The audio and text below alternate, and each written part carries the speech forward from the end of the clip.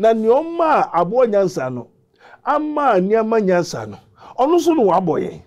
and what true say if any one of you lack of wisdom let me ask God that gives to all men liberally and operational say mumu bi hia nyansa mumbi say urade a obo so na sase no ma nyansa and this one mo wia wamantatia na ntatia ni ohwefo na nkasa tumi ye ne biribia aden na waka kire nse yenso ye hia nyansa ye hwehwe na chikwan enti woka asuo kokko a sika nkasa sika kokko oda deep sea ni ente woto Ghana Gold Coast na asuo kokko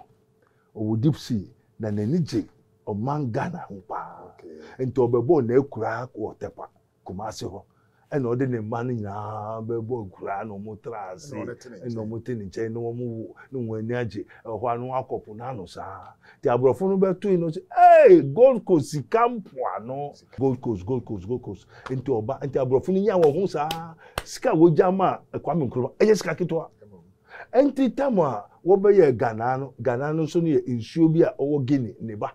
what you say wo so wo niska ente yes ase Ghana mehwe so dia Ghana yobi okufu ntokwa atro inada na yes ano sika kokko esu kokko okoi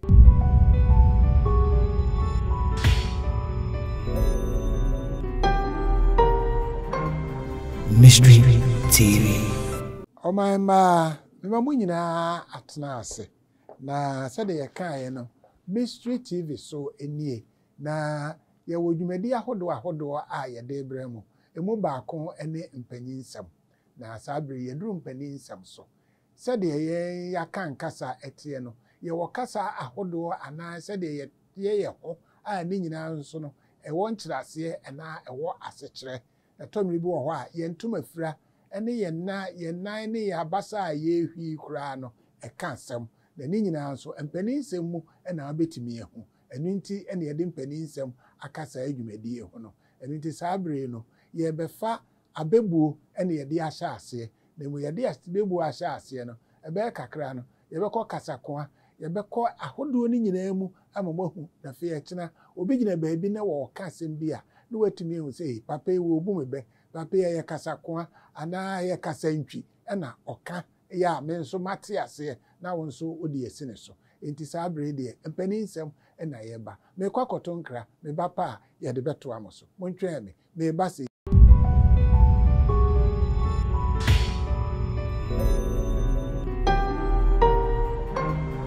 Mystery TV abusuafo Mystery TV so na ye we na sese mpaninsem na ye duru so na mpaninsem no de se de ka kire mo se mpaninsem o se eya tie mpaninsem na wotie mpaninsem a na wano ebewo na tobi bo ho na wano yeso wano ye foforoto a ne kire se mpaninsem no enwura awo na ene ye ne Prophet Dr. Abednego na ehia ewo ha Prophet Doctor eja akwaba ye eja you say the ya betwi ye no kware ya betwi mu yo den na ye de ko yo say mpanyinsam eya tie mpanyinsam good na quantity no na nsam bi ekọ so say eya ye ntie mpanyinsam na ye behwe so say mpanyinsam nso ewo kyerewsam no mu ewo Bible no mu osuso jajankopo eda wase no nyansa dodo a odi ama ye wo Yesu di no amen wachiro wo Job 60 yo say go to ant and learn of his ways okwadwofo slugard down slugard wo a wo okwadwofo no ko aboa tatia ho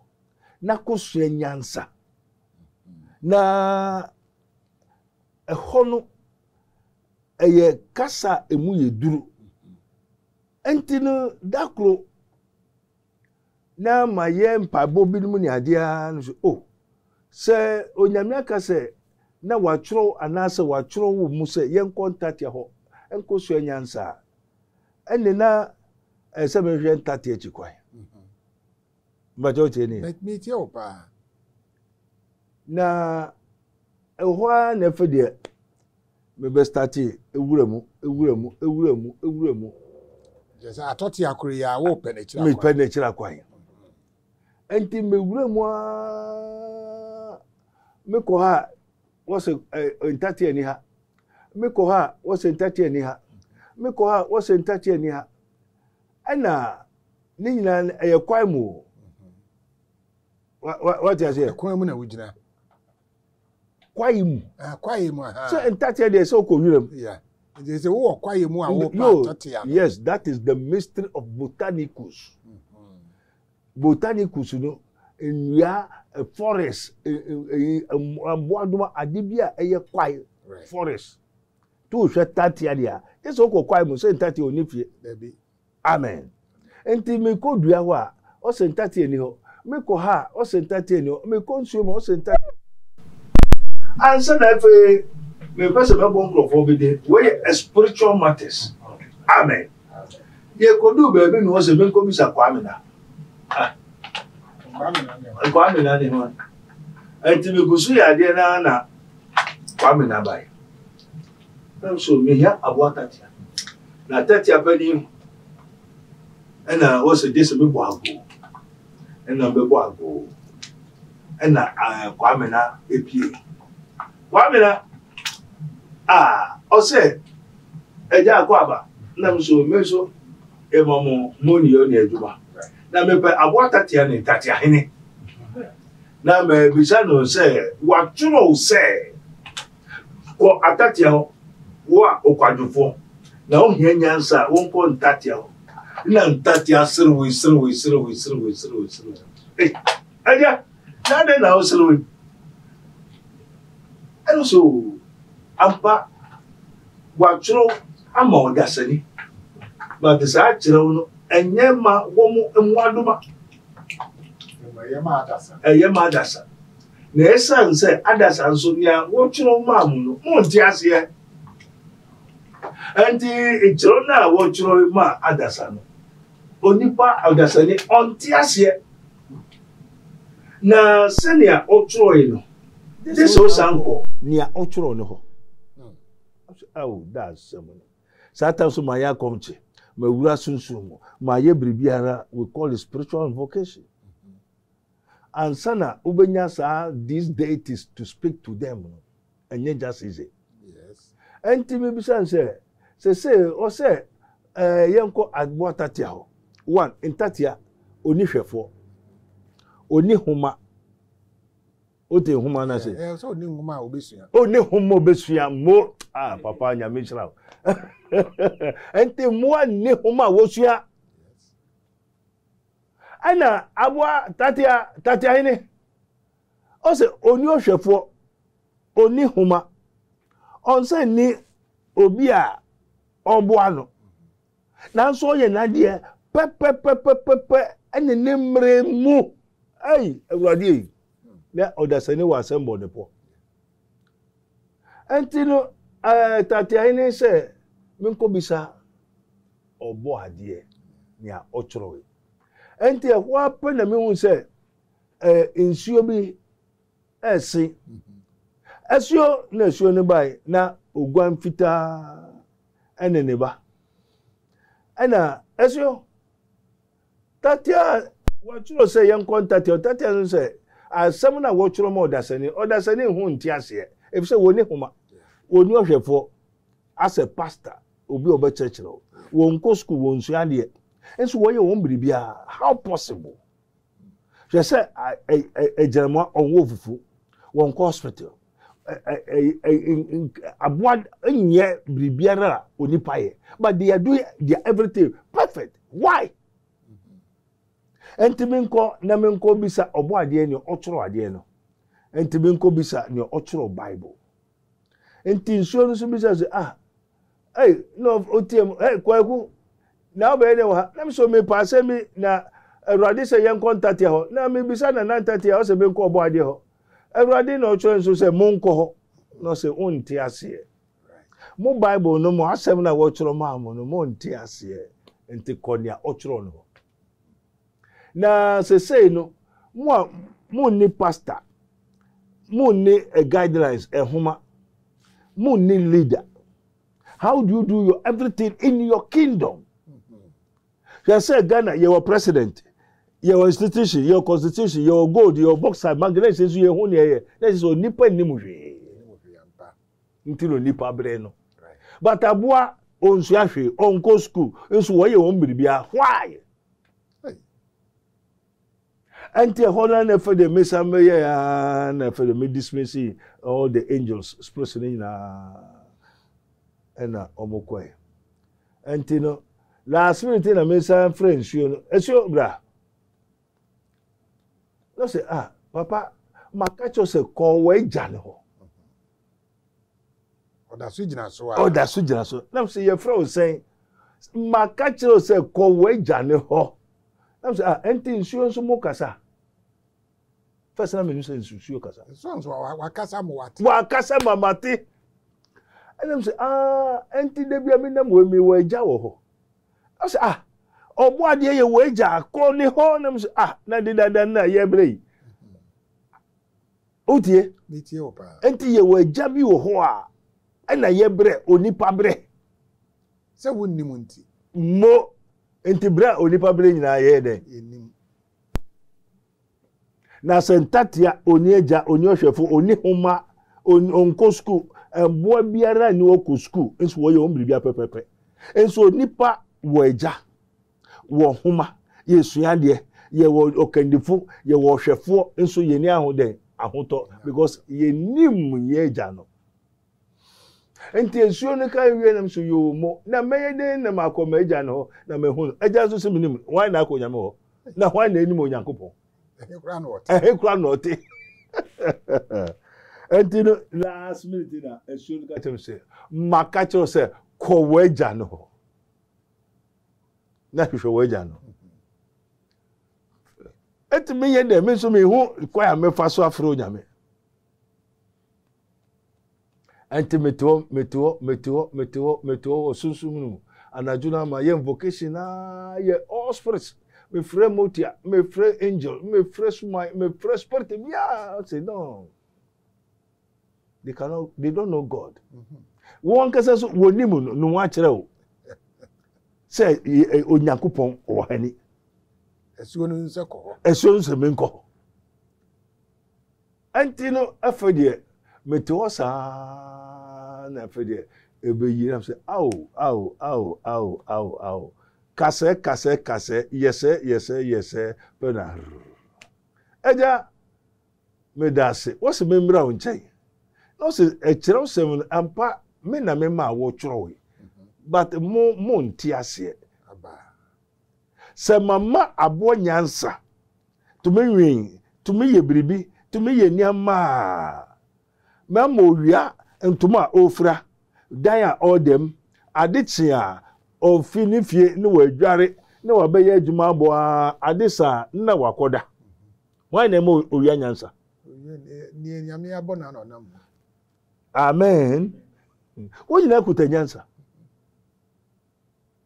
abodi bia has knowledge has spirit but it was given to him by somebody na nioma abo nyansa no ama niama nyansa no onu so no waboye. And the watchro say, if any one of you lack of wisdom, let him ask God that gives to all men liberally and upbraid not. Se mumu bi hiya nyansa. Mumbi se radi awbo so na asase. No manyansa. And this one more we are man tatia na ntatia ni ohwefo na nkasa to me ye ne biribia dia. Aden na waka kire nse yenso ye hiya nyansa ye hwehwe na chikwan. Na ye kobosu ho. Ye ko malam ho ye ko suma ho ye ko nia ho ne de nsa gu ho obosumo yi obosumo so oni nyansa ode mawa eyeye no Nyankopon se mu hia nyansa mo mra me ho enti se upe se ne abrofo no akọ extraterrestrial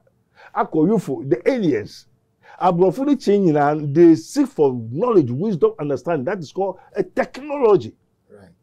Nyansa technology na ye wo soro de na ye wo fam de e no nyame so atworo man se se ye nyansa ye mra ono ne ho e na yesu se onyame ne ye hu ne nti ye kope wo hifa na se no ka se ko aboatate eno nkire se ye sore ko aboatate no ne nti ya aboatate ne ka kire me se ontumi mame no efi se ohun se agya bi dimachi na menimu no enti me nkɔ hwehwɛ no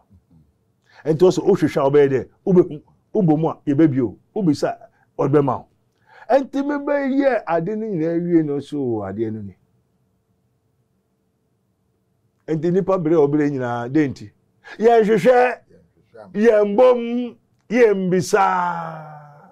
enti bere onipa bere owiase nyina if any one of you lack of wisdom yes ka wisdom is ka Yes.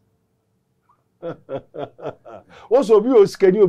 owonyansa skani good team enyamba now friends is here o chero se o yes o se skana nkasa aba Enti ba dwene no na di sika na oni adwene ne no wasa enti there are some people lack of knowledge lack of ska enti bebere ni ska enyansa enti me be frey ade no nse no ba nso oh yes enti me ha metuma ya de bi sesi akwa broche America sesi ha metuma ye biribi sesi me yen se betutu pew metuma ye sesi abo bi ba san metuma ye biribi na gbogbo ni nyina de enyansa mpa na yeninti enti no obi osikani a onyansa enti if you lack of knowledge lack of ska untumi yehu enti wani biro bi kwa kona ko hwehwe onyankopon no ma onyansa enti Africa for bra ye bra nyina lack of knowledge my people are perish ti ko aboatete ho na ko so nyansa no enye se ko aboatete no ho nemo hwehwe wa onyankopon hwehwe onyankopon no so wa ma aboatete nyansa dia na ye wo nyansa bo akwa o ma obi nyansa nti se ne wa ma we no sana wo so betima ma o betimi aba wampa ana wo nko hwehwe o waja wa no chu ana wo hwehwe bosum wakọ bosum ho bosum so bia na ya akrante so de yama ni nyansa se ne se no on fire de onwe buru to kwa de na akrante be ma de odba wi buru no bi na de be ma yama akrante se o tutu we okisie so on tubo ndu ko ebi abosum na akọ ho no ye that okisie ndi de na be ma ono so bia akwa obefa so obetu fam no obetu na wo de enwa ahese wo dodom ente bibifo chichi bosum de edro so no eno na woni ente bibifo je so de pantini because spirit na obe call ho ni o no de be ma ho ente ko be fo ho a be fo no se owe nipa ente na no be ma ho be ma nipa nam ente abodi bi onyame bo bia wa ma no ni sika ni ni nyansa eno de bone bra enti ye was spirit bi na no mekoi no papa no fresh spirit na spirit na ba na me says na nka joma we nse de we ono na di nko Adam na se mumu de yare na me just so ono so te wo no as spirit no sa not anti de bia spirit mumu ya yare mumu ya spirit awu egwadie efe munim ni oka de na jese akawi kwa na wakofo bi no kire ma se nam se ha me didi ya me mfa be nso so fam na mumu no be ba bedi kwase asema kwa me ndidi wie ya ni amedi kura de e bedi me na de di enti na baba oboso bo me da be yeye efe de medidi a memfa me kufa mo mumu de kwase asema kwa Yehowa ne mehwefo na hwere hiamia mumu na baba bo me aye den au awrade au enti ni a obekọ ne ho no ni owo no de ma o enti se onyamia ma ayiwoi aboatete nyansa oni ohwefo wanko school oni obi a o kire no oni odikanfo but oye ni biribia pepepe ene na obi na dia manedia ene na ese me konia o ma ntatia nyansa no ise atatia etimi hu nsuo na ahaban ate atom no wafra ahaban mo na wonam nsuo na ni saa kosi enteno aho no wasi no wokọ watwa nsuo no hwe nyansa tatia no wo Watwa nsuo no. wahu enti yenkɔhwɛ dia na ɛkyɛ sɛ obi na de man no no de amane dia ene na sesei no de man tatia no ena me ne tatia hwan na esombo me me onyankopɔn ba o se tio esuo ni se kɔ wa gya ne ho what you say na wo brɛ ya ansa it is a man so me come agya ho a me den na makɔ sɛ de wo brɛ ye me ntimi mbrɛ saa yo se wo ni ya fa ma and easy man did not take it easy so wo ka gina na me man take it easy wo brɛ ya ansa yes papa oba enye easy enye even kra be kɔ kwame na kra ne hina wo esie udu wire mu a wo se dɔte na aye sie no spirit no ti wo fere kwame na na why na obehu why na be ka kire na obe da frɛ no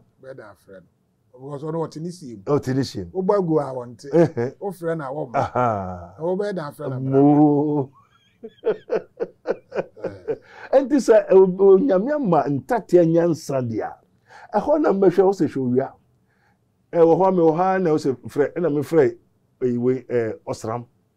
wo se nsoroma bi ebepia na nsoroma bi eyonipa sa wo se enya static careful na sa stack to an eyobi ti ansara be du moon hon je so frɛ sa star no na me me der makɔ enti na je se wo nia sani onyankopɔn ama obi an ne die enti no ye wo niama bebiri ho a ema onipa brɛ a onim na enti no so ohwehwe a ubehu ubomu a ye bebio ubisa enti to make money in this world you know first no na mechi akọ the whole Europe akọchi and they have sesi obeye biribi sesi a ato won yesika sesi a so they are mighty millionaires riches but ye ne na mo boso no dua na enyiama so ko hwehwe ono so ni hwe ode ma o but what you say oh asem no say afi na we yi asem no wo kwadofo patetia na kusenya kampa okwadofo ne hina obi a otiwa onye hwe say na adwene oniska oni adwene nti hwe nkyere nso yes se adwene ne nye adwuma ma na nti wo ka okwadofo a obi a na adwene ye de enye adwuma nya se wa boda mu na mu ontimi mfa na adwene nsisi ndie ma debi emfa akotomre nti okwadofo bi obi a na adwene ye adwuma aduwe meyende oti hosa and osresra jesa enso nyesa ewrade nkasa nim se wonni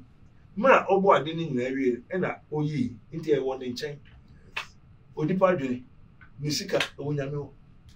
emu ojo hwehwe jeso hwehwe na obo obisa na no ama until answer benya Abraham nshirano unless you ask for wisdom, and if you get wisdom, get understanding, and you get understanding, get knowledge, and the wisdom is the fear of God, and knowledge is the secrecy, and understanding is to depart from evil. And you know, say before any won't say and make us say assume and abe obonsam de assume abe dada ye ama ye nananum ina da soso akonwa na otiso no akonwa no e spirit bi na wodi dwura akonwa na otiso yes e na oba no abesom akonwa no wabema ne sa na na maachi o na na be di oto na na se enti se e ni spirit ko odi dwura e bia na ye omampam so na so asi enti me abusu ka se na na maachi de wan na be bia onti ye enti bra na obebre na umom why slave why akwa de amano enti nkonya som ne nyama ye som no amwa ye nia owo no na odbe ma na omampam na make so omampam yi sa omampam o ye spirit mumu spirit o mumu den na mumu be ya ma enti say papa na say misika oje sometimes why the misika sa 12,000 series in those days you know and this kind of say wajine kwa and me so spirit also ye mumu only Mr. T adwuma ma benya obi bai no obai pe na ye be hwe spirit e hawo na emumu aba na muka den na muka no weti no so kan de na obeti no so ka den na obeti nti saa ne nananom na akọji saa mumu spirit no abetu ebuso we ku busuafo ni na because muka hwe a onte e no so ka hwe a mo nye de mo nte nti no ohia no den na moye someone to obedi no maye de opa nti obeku ma no ono mo na bedi mu aburo aburo nso oku won so Fise ne bufu a yempata no. Ndebi. Na sembe kwa na sembe na obeka. Tse ebi a me pache. Mo. Enti esuo no mu na ne aboso no ka chem se menja nyame ye no. Na menko meja ho. That's it. Na mu hia nyansa no nkasa eiska. Enjanka onim na no me ya de bi na me frɛ esuo kokɔ. Onim esuo kokɔ. Esuo kokɔ oda hefa. What you say? Esukoko ne ya tene bebre nti wo ho ana wa hwe ba bi a esukoko ne da yo esukoko ankasa yesika kokko okay nti wo ka esukoko a yesika kokko sika ankasa sika kokko oda deep sea ni ente wotu Ghana Gold Coast no na esukoko o deep sea na nanije o man Ghana ho pa nti obebo na ekura ko tepa Kumasi ho eno de ne man nya bebo kura no motrase eno moteni nche no mu no nwani age ho anu akopo na no sa ti abrofo no beto no say hey Gold Coast campo ano na nia ohuin no o ye spiritual person enti wo se woja odi no man sa Gold Coast enti oba enti abrofo no nya wo ho sa sika woja ma Kwame Nkrumah eye sika kitwa enti tamwa wo be ye Ghana no so ne insuo bi a owo Guinea ne ba what you say wo so woniska enti ye sa se Ghana mehwe so dia Ghana ye obi okufu ntokwa atro nada na eye sa no sika kokko esu kokko okoi enti da no ye gusu bonkoma na oba no se he abrante onyame nshira wate bebe ma wanya sika na so me da nya sika o se sika bi be nanti aba ampanso nanti aba okay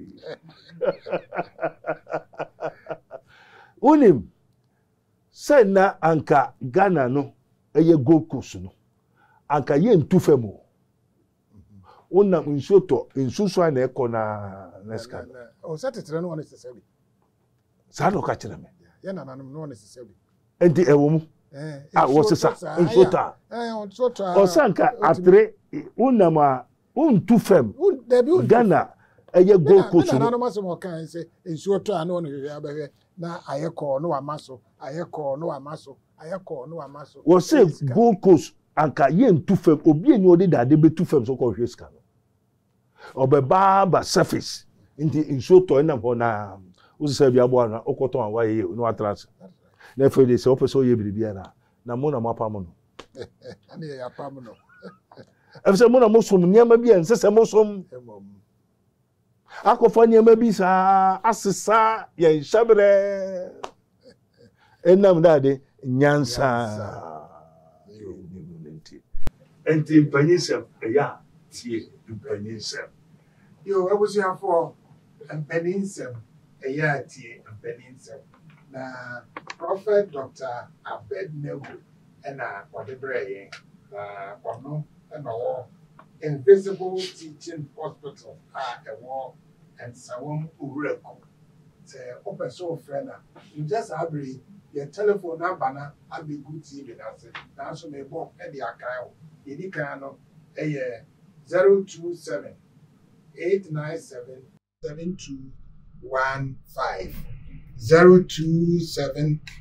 897 7215 and about one can also 020 859 9576 020 859 9576 now with Zakan. I wish you have four or say or quite your four quatati and chain, Nekosu Yansan, and no any of the bremo. Now watch the entia when young coupon at this asem no at all. Now some of the two on Yan Adasa and Nayantiasi. Now I say quatati and chain Nekosu Yansan. Yansan will trim and intima Yansa will trim no end that. Menyansa ninye juma menyansa ninye nia ebetimi amada ache wonsa ebeko ano na wonsa ko ano a eno na oye be mamua sei ene ye de mpaninsem no kirem abusuafo ensem a ye kan ye nyina no ye nwie ye besa ba beto aso na wotwe beba na wotwe beba no ye pesi ebisa ne se be ye den na saa sika no asayaba se de okan into ba be kire yi mo ne ye okwan ya ye nso adasa ye be ye be fa so amesika no nso aba edi amaye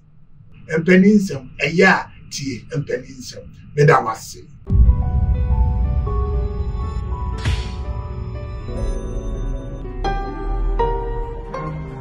Mystery TV. Wow, Yansamo Bibia Kwaba, Evambra Raboni, Spiritual Research and Divine Medical Laboratory. Na ultimate Cassidia, Nanamis are Danciana, na Egusu Elcoso, El Raboni, Spiritual Research and Medical Laboratory. Mebacho, ya can't Raboni dia, Wangasa Unimida. A spiritual hospital, Abe Piemo Ewo, and some Oreku Liberty. Na adansie no ayemo adansie no ayekese amamanfo enyom faudie obi odene ha obeba obia no onsan fane ha wonko na Raboni de bi ameka che ose a spiritual hospital sori ye wo hospital ye wo lab no na doctor etimehwe no prescribe edru ediama no sanso na Raboni Spiritual Research and Divine Medical Laboratory and also your spiritual hospital oba Dr. Penny Prophet Dr. Abednego ebetima show ni akoya spiritual lab na wapomoden so no de sunsum niema so aka sunsum niema ho etimi ama oniema so no etimi akoyi hano itiri be biatimi nkebia no mekanfo Raboni Spiritual Research and Divine Medical Laboratory ma se wo ha be na da so amane be na da so fo piemu na obenya wonkwaje enen so no adanse bebre so etimi ekoso abro adwen ene entiase so me semre no yenko na yenkoti adanse ni memra Allah in the name of Jesus.